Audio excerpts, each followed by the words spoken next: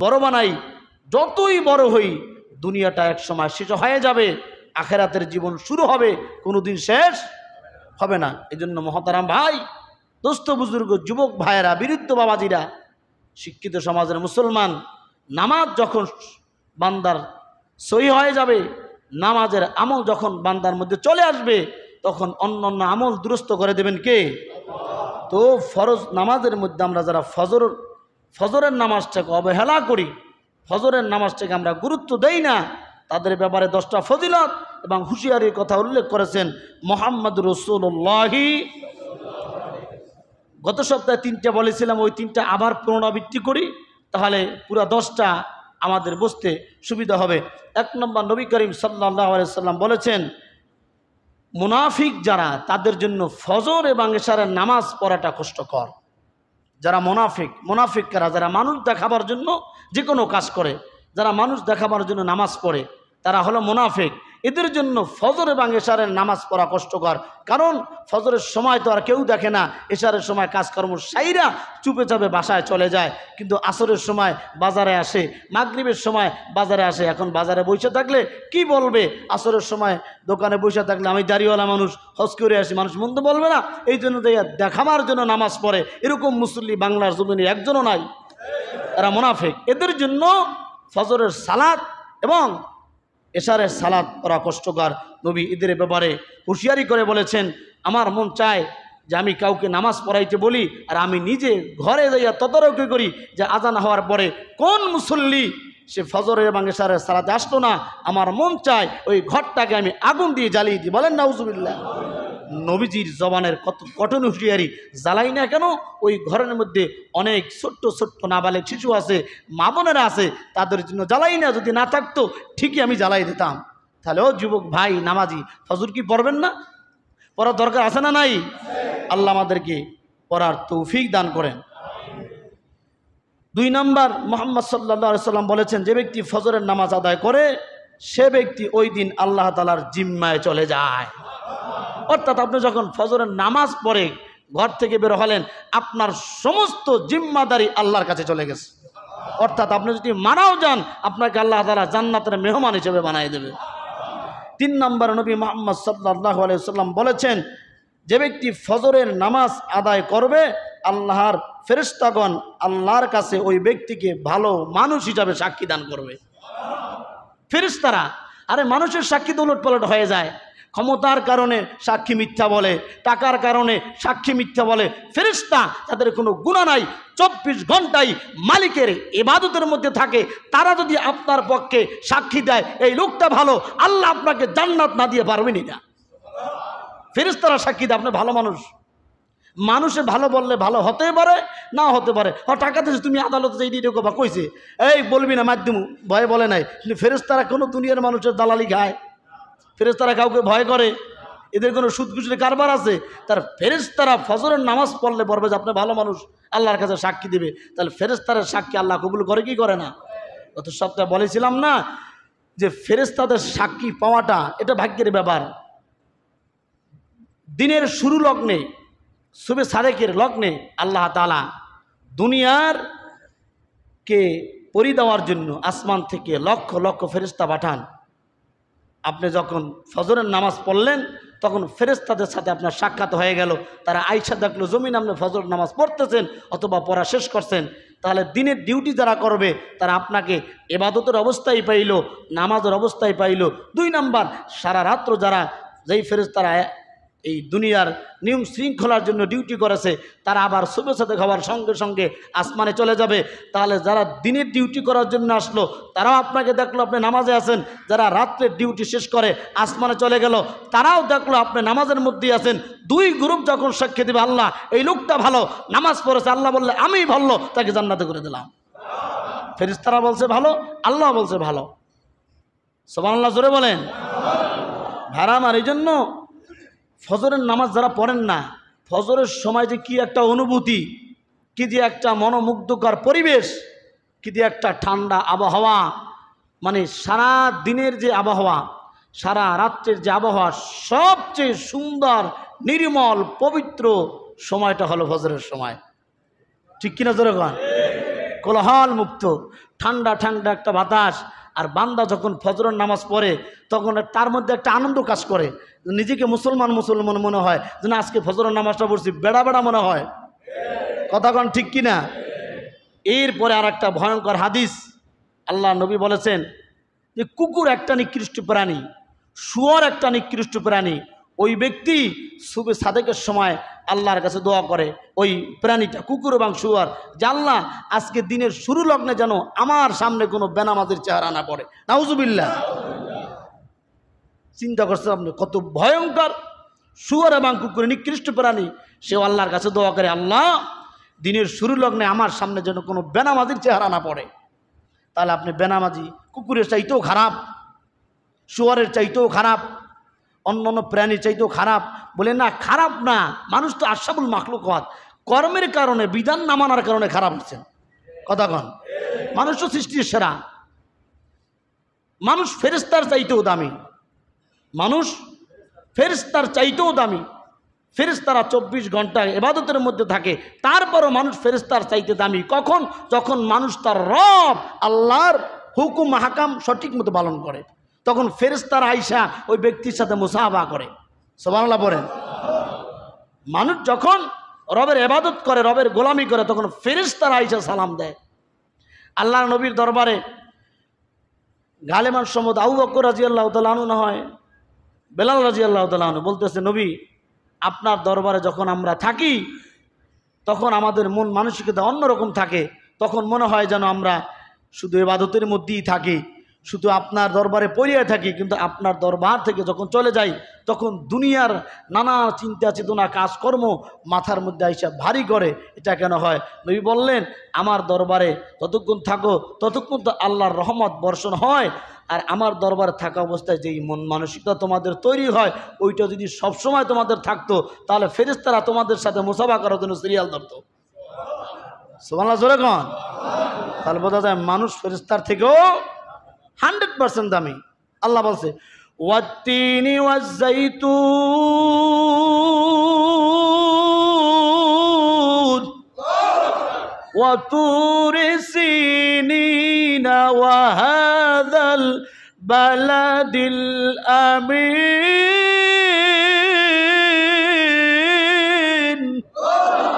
লাকাদ খালাকনাল ইনসানা ফি আহসানি তাকওয়িম।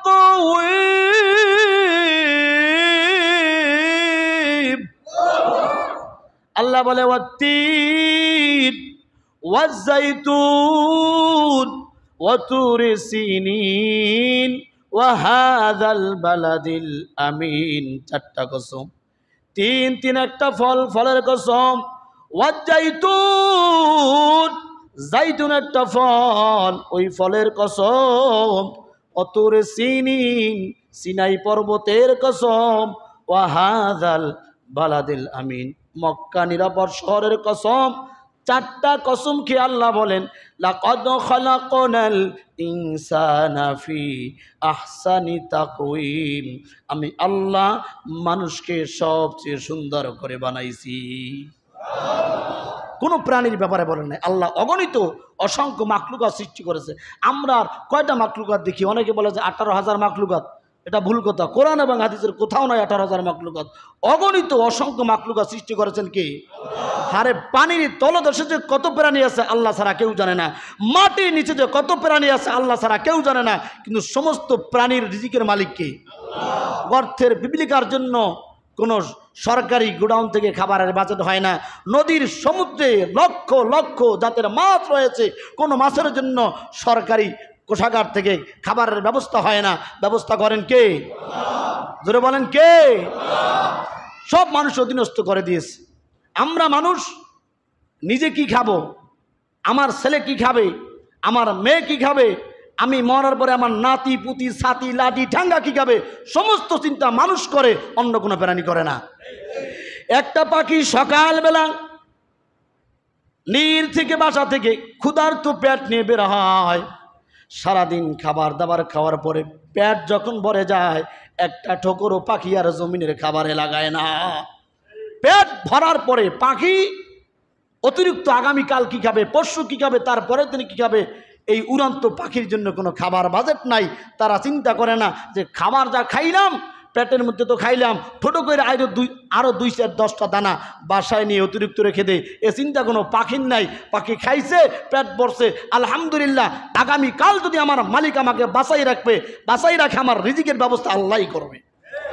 কথা কন, আমার মালিক যদি আমাকে বাঁচাই রাখে, আমার রিজিকের ব্যবস্থা কে করবে? আমরা মানুষ এই রিজিকের প্রতি আমাদের বিশ্বাস নাই। মনে করি রিজিক মনে হয় আমি কামাই করলে হয় না। আমি একটা উদাহরণ কবে জানিয়ে দিয়েছিলাম, রিজিক তো নির্ধারিত, আপনি যেটা চাবেন সেটা হবে না, আল্লাহ যেটা চাবে ওইটাই হবে। আপনি চাইছেন লক্ষ লক্ষ কোটি কোটি টাকা কামাইয়া আপনি খাবেন, আপনি খাইতে পারবেন না। সাধারণ একটা উদাহরণ, মানুষ লাউ গাছ লাগায় কিনা, নিজে হাতে একটা বিচি কিনা দানা কিনা জমিনে লাগাইছে, লাগাবার পরে লাউ হয়েছে, প্রথম লাউটাই গাছ থেকে কাটি নিয়ে বিবিকে বলছে যে তুমি সুন্দর করে চিংড়ি মাছ দিয়া অথবা মুরগির হাত পাও দিয়া রান্না করবা। রান্না করার পরে লাউয়ের কিছু অংশ বাড়িতে দেখছে, সামনে আপনার আসছে, আপনার বাবারও ক্ষমতা নাই, আপনি বলতে পারবেন না লাউয়ের কোন অংশ আপনার পেটের মধ্যে গেছে। কথা কন। অথবা এই যে কুরবানি দেই, অথবা নিজেরা একটা খাসি জবাই করছেন, একটা মুরগি জবাই করছেন, খাসি জবাই করার পরে গোস্তটা পুরা ফাটি করার পরে রান্না করার পরে যদি 1 কেজি গোস্ত রান্না করে আপনি নিশ্চিত করে বলতে পারবেন না কোন অংশ আপনার পেটের মধ্যে গেছে। কথা কন। তা রিজিকের মালিক কে? জোরে বলেন কে? মানুষ সর্বশ্রেষ্ঠ জাতি, মানুষকে সুন্দর করে বানিয়েছেন কে? এই জন্য মানুষকে তাচ্ছিল্যর চোখে দেখা যাবে না, মানুষকে খারাপের চোখে দেখা যাবে না, লুলা কানাকে হিংসা করা যাবে না, এদেরকে আপনার ব্যঙ্গ করে ডাকা যাবে না, ওই কানার ঘরের কানা, লুলার ঘরের লুলা, প্রতিবন্ধী, চোহে দেখোস না। এটা যখন মানুষ একজন মানুষকে বলে আল্লাহ তখন কষ্ট পায়। কারণ আল্লাহ ওই লুলার ব্যাপারও বলছে ওকে সুন্দর করে বানাইছি, ওই কানার ব্যাপারও বলছে আমি সুন্দর করে বানাইছি, ওই প্রতিবন্ধীর ব্যাপারও বলেছে আমি সুন্দর করে বানাইছি। কথা কন। ছাত্র জমানার একটা ঘটনা, আমরা যখন মেয়ে দেখি না বিবাহের জন্য, মেয়ে দিকে এসে মন্তব্য না মেয়ে পছন্দ হয় না, দেখতে কালা, হাত পাও বাচ্চা বাচ্চা বলে কিনা, তখন আমার ওস্তাদ বলছে মেয়ে দেখার পরে নসিহত করছে ছাত্রদেরকে, মেয়ে দেখার পরে তোমার নিজের কাছে ভালো লাগে নাই, তুমি আইসাই বর্ণনাগুলো কোথাও বলবা না যে না মেয়েটা পছন্দ হয় নাই, দেখতে কাল্লা, বাচ্চা, নখ ছোটো ছোটো, একটু সমস্যা আছে, বল ওই মেয়েটাকে আল্লাহ সুন্দর করে বানাইছো, তখন তুমি বললা মেয়েটা আমার পছন্দ হয় নাই, এই সমস্যা, তখন তুমি আল্লাহর সৃষ্টির উপর হাত দিলা। কথা মান ঠিক কিনা? তোমার পছন্দ হয় নাই, তুমি কলে বলে চলে বলে কাইতে পারো, কিন্তু তার দোষ তুমি সমাজে বর্ণনা করো না। কথা বলেন ঠিক কিনা? কারণ মানুষ সৃষ্টির সেরা জীব, সৃষ্টির সুন্দরতম মাখলুকাত কে? আল্লাহ তাআলা বোঝার মতো তৌফিক দান করেন। তাহলে মানুষকে সুন্দর করে বানিয়েছেন আল্লাহ তাআলা। তো ফজরের নামাজের যেই গুরুত্বগুলো বলতেছিলাম, যে ফজরের নামাজ, যে ব্যক্তি ফজরের নামাজ পড়ার জন্য আসে তাকে ফেরেশতারা আল্লাহর কাছে ভালো বলে সাক্ষী দেয়। তা আমরা কি চাই না যে আমরা আশরাফুল মাখলুকাত, এর বিপরীতে ফেরেশতারা নূরের তৈরি, এদের কোনো গুনাহ নাই, এরা আমাদের পক্ষে আল্লাহর কাছে ভালো সাক্ষী দেয়? চাই কি চাই না? জোরে বলেন চাই কি চাই না? তাহলে ফজরের নামাজের বিকল্প কোনো রাস্তা নাই। 4 নম্বর রাসূল সাল্লাল্লাহু আলাইহি ওয়াসাল্লাম বলেন, যে ব্যক্তি ফজরের সালাত জামাতের সাথে আদায় করলো, আল্লাহ তাআলা তার আমলনামায় সারা রাত দাঁড়িয়ে থেকে নফল নামাজ পড়ার সওয়াব লিখে দেয়। নামাজ পড়ছেন মাত্র 2 রাকাত সুন্নাত, 2 রাকাত ফরজ, ফজরের জামাতে পড়ার কারণে সারা রাত্র আপনি ঘুমাইয়াও নামাজ পড়ার সব পাইলেন, এই সব লিখেছে কি আল্লাহ। আল্লাহ কি বান্দার উপর দয়া করলো না জুলুম করলো? দয়া কি পরিমাণ করছে এটা আপনি চিন্তা করে গবেষণা করে শেষ করতে পারবেন না। আর এক হাদিসের মধ্যে আছে, আল্লাহর নবী বলেছেন, কোন বান্দা যদি এশারের নামাজ জামাতে পড়ে ঘুমায়ে যায়, ঘুমায়ে থাকবে সারা রাত, তার আমল নামায় নফল নামাজ পড়ার সব লিখে দেবে। তাহলে ফজর এবং এশারের জামাত যদি কোনো ব্যক্তি জামাতে পড়ে, তাহলে সারা রাত্র নফল নামাজ পড়ার সব লিখবেন তিনি কে? জোরে একটা ডাক দেন আল্লাহ। এই তো মসজিদ ঠান্ডা মাশাআল্লাহ। যারা ঘুমাইছিল ঘুমটা গেছে গা, যারা তন্ডা ছিল তন্ডা গেছে গা। যদি ঘুমান তন্ডা দান তাহলে আলোচনা করে আপনারা বুঝবেন না। এই জন্য মাঝে মাঝে আল্লাহ আকবার বললে শরীরে একটা এনার্জি চলে আসে, কারণ আল্লাহ নামের মধ্যে একটা পাওয়ার আছে। কথা কয় না? আল্লাহ নামের মধ্যে একটা ভাব আছে, কারণ আল্লাহ নামটা মুমিনের সবচেয়ে বড় নাম, আল্লাহ নামটা সবচেয়ে আল্লাহর জাতি নাম, সিফাতি নাম। আল্লাহ নামের মধ্যে একটা মজাই আলাদা। কথা কয়? এরপরে 5 নম্বরে বলেন, রাসূল সাল্লাল্লাহু আলাইহি ওয়াসাল্লাম বলেছেন, যে ব্যক্তি ভোরের বেলা হেঁটে হেঁটে ফজরের নামাজ আদায়ের জন্য মসজিদে প্রবেশ করলো, আল্লাহ তাআলা কিয়ামতের দিন তার জন্য পরিপূর্ণ আলো দান করে দিবেন। ফজরের সময় হেঁটে হেঁটে মসজিদে যাবে তো কিয়ামতের দিন আল্লাহ তাআলা তাকে পরিপূর্ণ আলো দান করবে। এমন আলো দান করবে, কোটি কোটি মানুষের সামনে ওই ব্যক্তিকে চিনতে পারবে যে ওই ব্যক্তি যে নূরে আলোকিত হইতেছে, এই ব্যক্তি ফজরের নামাজ পড়ছে বিদায় তার হাত পা পুরা বডি আল্লাহ নূরান্বিত করে দিবে। ওই সময় আপনার পরিচয় দেওয়ান লাগবে না যে আমি নামাজি, নূর দেখাই, আপনার শরীরের আলো দেখাই বুঝতে পারবে এই লোকগুলা দুনিয়ার সমাজের ওই মানুষ যারা হাজার কষ্টের মধ্যে ঝড় তুফান বান বন্যা বৃষ্টি, এরপরে ব্যবসা বাণিজ্য চাকরি বাকরি সব ছিল ঠিক, কিন্তু নামাজও ছিল ঠিক। কথা কন, নামাজও ছিল ঠিক। আমি প্রায় সময় বলি, আপনি অজুহাত দেন হুজুর গাড়ি চালাই এই জন্য নামাজ পড়তে পারি না। হাজারো গাড়ি চালক ড্রাইভার নামাজি আছে না নাই? আপনি বিশাল বড় ব্যবসা করেন এই জন্য আপনি নামাজ পড়তে পারেন না। আপনার মতো হাজারো ব্যবসায়ী নামাজি আছে না নাই? আপনি ওকলাতি করেন, সারাদিন কোটটাই বুইরা এই কালাকট করে থাকেন, নামাজ পড়তে পারেন না। হাজারো উকিল ব্যারিস্টার আছে 5 ওয়াক্ত নামাজ পড়া পর তাহাজ্জুদ নামাজও পড়ে। আপনি বললেন পুলিশের চাকরি করি নামাজ পড়তে পারি না, হাজারো পুলিশ আছে তাহাজ্জুদ নামাজ পড়ে। তাহলে আপনি যেটা পারেন না আপনার বিপরীতে ওই লোকই পারে, শুধু মনের সমস্যা। সমস্যা কোথায়? কথা কয় না, সমস্যা মনে, আর কিছুই না। সে পারলে আমি কেন পারবো না? সে পারলে। কিন্তু আমরা প্রতিযোগিতা করি, ও 1 তলা বাড়ি করছে আমি 2 তলা করার আগ পর্যন্ত মরতাম না। কথা কন, ও 3টা ব্যবসা প্রতিষ্ঠানের মালিক, আমি 4টা করার আগ পর্যন্ত মরতাম না। অথচ এই প্রতিযোগিতা করা হারাম, আর ইবাদতের বেলায় প্রতিযোগিতা করা জায়েজ। আপনি যদি ধারণা করতেন ও আমার সহকর্মী আমার পাশের দোকানদার হয়ে যদি নামাজ পড়তে পারে, আমিও কালকা থেকে নামাজ পড়বো। কথা কন, ও যদি আমার পাশের দোকানদার হইয়া সকাল বিকাল জিকির করতে পারে, আমিও আগামীকাল থেকে জিকির করব। সহজ করে দেবেন কে? ইন্নামাল আমালু বিন্নিয়াত। কিন্তু আপনি তো পড়েন না, সিপা চাপায় ঘুরে ঘুরে বহুত অজুহাত দেখাইয়া নামাজ পড়েন না। অথবা এমনও মানুষ আছে তাদের কোনো কাজই নাই, খালি শুধু বইয়ে বইয়ে খায় ঘুমায়, নামাজ পড়ে না। আছে না নাই? আল্লাহ আমার প্রত্যেকটা মুসলমান ভাই এবং বোনকে 5 ওয়াক্ত নামাজি বানায় দেন। এদের আল্লাহ তাআলা এদের কলবের মধ্যে হেদায়েতের নূর জ্বালায় দেন। তাহলে যারা ফজরের সময় হেঁটে হেঁটে মসজিদে যাবে, এদেরকে কিয়ামতের দিন নূর দান করবেন কে? এরপরে 6 নম্বর আল্লাহ তাআলা নবী বলেন, যে ব্যক্তি ফজরের নামাজ আদায় করবে আল্লাহ তাআলা সবচেয়ে তাকে বড় নেয়ামত দান করবেন। জান্নাতের মধ্যে আল্লাহ তাআলা তাদেরকে দিদার দান করবে। জান্নাতে তো যাবি, কেন মিফতাহুল জান্নাতি সালাহ, নামাজ বেহেশতের যাবি। তো জান্নাতে যাওয়ার পরে বড় নেয়ামত হলো আমরা যে মালিককে না দেইকা সেজদা দেই, ওই মালিক সরাসরি বান্দার সাথে সাক্ষাৎ করবেন। আল্লাহর সাথে সাক্ষাৎ কে না চায়? সবাই চায় আল্লাহর সাথে সাক্ষাৎ। তবে 4 ওয়াক্ত পড়বেন, 3 ওয়াক্ত পড়বেন, শুধু জুমা পড়বেন, এই নামাজ পড়ে আপনি আল্লাহর সাথে সাক্ষাতের নিয়ত করলে আপনি বোকার স্বর্গে বাস করেন। ফজরের নামাজ বাধ্যতামূলক পড়াই লাগবে, নাহলে জান্নাতে যাইতে পারলেও মালিকের দিদার পাবেন না।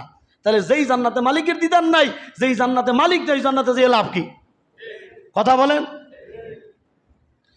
7 নম্বরে হলো, যে ব্যক্তি ফজরের নামাজ নিয়মিত আদায় করবে সে ব্যক্তি কোনো সময় জাহান্নামে যাবে না। জাহান্নামে যাওয়ার কোনো সুযোগ নাই। 8 নম্বর হলো, আল্লাহর নবী মুহাম্মদ রাসূলুল্লাহ সাল্লাল্লাহু আলাইহি ওয়াসাল্লাম বলেন, ফজরের নামাজ আদায়কারী রাসূলের বরকতের দোয়া লাভ করে। অর্থাৎ রাসূল যত বরকতের জন্য দোয়া করেছেন, ফজরের নামাজ যেই ব্যক্তিরা আদায় করে সমস্ত বরকতের দোয়াগুলা ফজরের নামাজ পড়ে নেওয়ালা ব্যক্তিরা পায়। 9 নম্বর নবী মুহাম্মদ রাসূলুল্লাহ, মুসলমান যুবক বিরুদ্ধ বাবাজিরা ভালো করে শুনেন, আল্লাহর নবী বলেন ফজরের নামাজের 2 রাকাত সুন্নাত দুনিয়ার মধ্যে আসমানের নিচে জমিনের উপরে যা কিছু আছে সব কিছুর চাইতে দামি সম্পদ হলো ফজরের 2 রাকাত সুন্নাত নামাজ।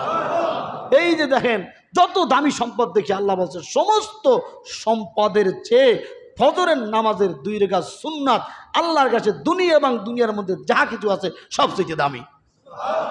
তাহলে ফজরের নামাজ যারা পড়ল দুনিয়ার সবচেয়ে বড় নেয়ামত পাইল। আপনারা আমরা মনে করি যে গাড়ি বাড়ি টাকা সম্পত্তি হইলেই মনে হয় দামি, অথচ নবী বলছে না ফজরের 2 রাকাত সুন্নাত দামি। ফজরের 2 রাকাত কি ভাই নামাজ পড়বেন না? আমি তো প্রায় বলি যদি পাও ধরেন তারপরে পড়বেন। এতগুলো মুসল্লি ভরা আসেন যে হুজুর আপনি পাও ধরেন, পাও ধরলে আগামীকাল থেকে নামাজ পড়বো। একাল আল্লাহে আমি আপনার পাও ধরতে রাজি, কারণ পাও ধরার উদ্দেশ্য আপনি নামাজি হন। কথা কন, পাও ধরার উদ্দেশ্য আপনি আমার টাকা দেবেন এটা না, আপনি আমার ক্ষমতার চেয়ারে বসবেন এটা না, আপনার নামাজি হইলে আমার লাভ আছে, কারণ আপনি আল্লাহর কাছে সুপারিশ করবেন আল্লাহ এই হুজুরের কথা নামাজি হয়েছে, ওকে জান্নাতে না দিলে আমি জান্নাতে যাবো না। কথা কন ঠিক কিনা? লাভ ছাড়া তো কোনো মানুষ করেন, আপনি কাজ করেন, আপনার পাওয়া ধরার ভিতরে লাভ একটাই যে আপনার নামাজি হইলে আমার লাভ আছে, যে আপনি নামাজ পড়ে যে সব পাইবেন ওর সবের একটা অংশ আমি পাবো, এবং কিয়ামতের দিন আপনি জান্নাতে গেলে আমি জাহান্নামী হইলে আপনি আমার পক্ষে সুপারিশ করতে পারবেন। ঠিক না বে ঠিক? আল্লাহ বোঝার তৌফিক দান করেন। 10 নম্বর হলো আল্লাহ নবী মুহাম্মদ রাসূলুল্লাহ, ওই যেটা এটা আগেই বলছি যে ফজরের নামাজটা যে ব্যক্তি পড়ে তার মন মেজাজটা একটু ফুরফুরে থাকে, তাকে মুসলমান মনে হয় যে আজকে মনে হয় আমি সবচেয়ে ভালো কাজটা করছি। ঠিক না ভাই? তাহলে আমরা কি এত অদাবদ্ধ হতে পারি না যে আল্লাহ সুন্দর দুনিয়াতে যে কয়দিন বাঁচায় রাখবে, আমি যেই পন্থার হই, যেই দলের হই, যুবক হই, বৃদ্ধ হই, আওয়ামী লীগ হই, বিএনপি হই, জাতীয়বাদী হই, জাসদ হই, বাসদ হই, চরমনাই হই, সার্সিনা হই, আট্টসি হই, দানবাগি হই, সুরসার হই, মাঝবান্ডার হই, যত পন্থার হই আমাদের সৃষ্টিকর্তাকে। জোরে বলেন কে? নামাজটা কার? তাহলে আমরা আল্লাহর জন্য যতদিন আল্লাহ বাঁচাই রাখবে নামাজ পড়বো, এই নিয়তটা করা যায় না? নারে তাকবীর! নিয়ত করছেন, না পড়তে পারলেও একদিন পড়তে পারবেন। ঠিক না ভাই? নিয়ত ইন্নামাল আমালু বিন্নিয়াত। নামাজ নিয়ে কোনো দলাদলি নেই, নামাজ কোনো দলের না, নবীও কোনো দলের না। ঠিক কিনা? এই 2 জন সমস্ত কিছুর ঊর্ধ্বে, আল্লাহ এবং আল্লাহর নবী। এই 2 জনার কোনো দল নাই, মত নাই, ধর্ম নাই, কিছু নাই। নির্বিশেষে আল্লাহ এক, নির্বিশেষে রাসূল আমার প্রাণের চেয়েও ভালোবাসে। ঠিক কিনা বলেন? আল্লাহ তাআলা আমাদের সকলকে 5 ওয়াক্ত নামাজ পড়ার তৌফিক দান করেন। ও ভাই, নামাজি যদি না পড়েন তাহলে পাড়ায় পাড়ায় মসজিদ বানায় কি লাভ? নামাজের জন্যই তো মসজিদ। কথা বললেন ভাই? যদি নামাজি পড়েন, না পড়েন, মসজিদে এসি লাগাইয়া, ফ্যান লাগাইয়া, মুজাক কইরা, টাচ কইরা, মার্বেল লাগাইয়া এত সাজসজ্জা করে কোনো লাভ নাই তো, কারণ মসজিদের খোরাক হলো নামাজ। কথা বলেন ঠিক কিনা? এই ফ্যানের কাম হইল বাতাস দেওয়া, ফ্যান যদি বাতাসই না দেয় এই ফ্যানের কোনো দাম নাই। মসজিদে যদি আপনি নামাজই না পড়েন তাহলে মসজিদ আপনার কি হবে? এই জন্য আমরা নামাজ পড়বো না। নামাজ সর্বপ্রথম মুমিনের। ওয়াকিমুস সালাহ ওয়া আতুজ যাকাত, 84 জায়গায় আল্লাহ তাআলা নামাজের কথা বলেছেন। মিফতাহুল জান্নাহ তিসসালাহ, নামাজ বেহেশতের চাবি। কিয়ামতের দিন সর্বপ্রথম নামাজের হিসাব হবে, এবং আল্লাহর কাছে সবচেয়ে প্রিয় আমল হলো নামাজ। এই জন্য যুবক বৃদ্ধ বাবাজিরা যেই মতাদর্শন হন, নামাজের বিকল্প কোনো রাস্তা নাই। আমি সকলের কাছে অনুরোধ করব, সব কিছু বাদ দিয়ে এই যে দেখেন হিংসা দেখেন, মারামারি দেখেন, রাহাজানি দেখেন, অশান্তি দেখেন, রক্তপাত দেখেন, একটাই কারণ মানুষ তার মূল নীতি থেকে দূরে চলে গেছে। আন্দোলন, অন্বেষণ, ধর্মঘাট, জ্বালাপরের মধ্যে আল্লাহ তাআলা শান্তি রাখে নাই। আল্লাহ বলছে, আল্লাহ নবী বলেছেন, 2টা জিনিস থেকে যখন তোমরা দূরে চলে যাবা তখন তোমরা গোমরা হয়ে যাবা, তখন তোমাদের মধ্যে সমস্ত আপদ বিপদ বালা মুসিবত সব চাপাই আসবে। তারাকতু ফিকুম আমরাইন লান তাদিল্লু মা তামাসসাকতুম বিহিমা কিতাবাল্লাহি ওয়া সুন্নাতা রাসূল। আল্লাহ নবী বলছেন, মুসলমান মানুষ 2টা জিনিস যখন ততদিন পর্যন্ত তোমরা আঁকড়ে ধরবা ততদিন শান্তির ফয়সালা করবে কে? একটা হলো কোরআন। কোরআন যতদিন তোমরা বুকের মধ্যে আঁকড়িয়ে ধরবা, আর আল্লাহর নবীর হাদিসের সুন্নতের আমল যতদিন পর্যন্ত তোমরা আঁকড়িয়ে ধরবা, কোনো বাতিল গোষ্ঠী তোমাদেরকে ধ্বংস করতে পারবে না। সব ঠিক আছে, কিন্তু কোরআন আর হাদিস থেকে আমরা দূরে। সব ঠিক আছে, কোরআন আর হাদিস থেকে দূরে। আল্লাহ তাআলা আমাদের কথাগুলা বুঝে শুনে আমল করার তৌফিক দান করেন। ওমা আলাইনা ইল্লাল বালাগ। আসসালামু আলাইকুম রাহমাতুল্লাহি ওয়া বারাকাতুহু। আমরা যারা সুন্নাত পড়ি নাই 4 রাকাত ক্বাবলা সুন্নাত আদায় করি।